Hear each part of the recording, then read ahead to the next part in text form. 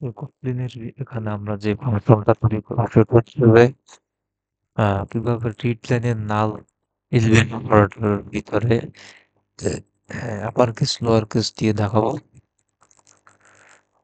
তো প্রথমে একটা ফাংশন দেওয়া হলো, এটার নাম দেওয়া হলো টেক। তো টেকের মধ্যে যেটা নিতে হবে সেটা হচ্ছে যে এটা প্রিন্ট লাইন নেওয়া হইলো। প্রিন্ট লাইনে আমরা বলবো এন্টার ইউর ভালো নাম। সো এখানে আমরা এটা দেবো হচ্ছে ভ্যাল input read line.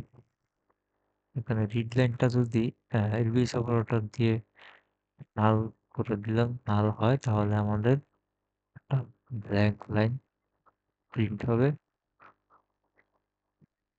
Line print হবে। তো এই যে ব্ল্যাঙ্ক লাইন প্রিন্ট হওয়ার জন্য আমরা এটা দিয়ে দিছি। তো যখন এই ব্ল্যাঙ্ক লাইন প্রিন্ট হবে, তো আমরা এখানে যেটা দেবো সেটা হচ্ছে যে আমরা বলবো ভ্যাল আবার case equal input dot upper case. আবার এখানে বলবো val lower case input dot lower case. তো এখানে আমরা প্রিন্ট লাইন দেবো। প্রিন্ট লাইনে বলবো তোমার লোয়ার লোয়ার কেস হলো প্যারালাল সাইন দিয়ে আপার কেস। তারপর এখানে আবার যেটা দিতে হবে এটা হচ্ছে প্রিন্ট লাইন তোমার আপার লো কেসটা হলো লো কেসটা হলো সেখানে দিয়ে দেবো আমরা লোয়ার কেস। আর এখানে যেটা দিতে হবে এটা হচ্ছে আপার কেস।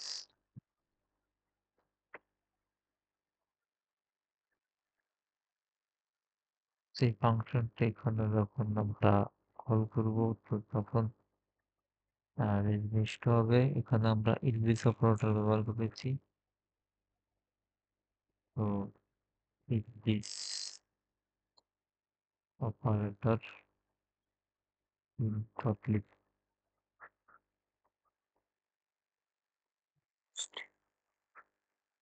আপনার এই এটা হচ্ছে আমাদের ইলবিস অপারেটর। আমরা যখন প্রিন্ট দিব,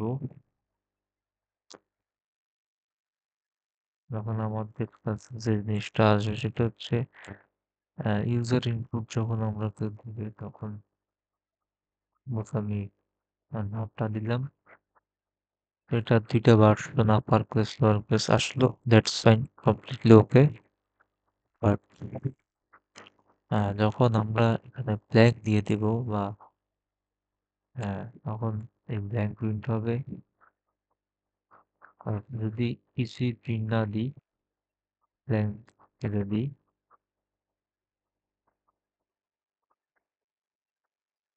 তাহলে ব্ল্যাঙ্কই থাকবে।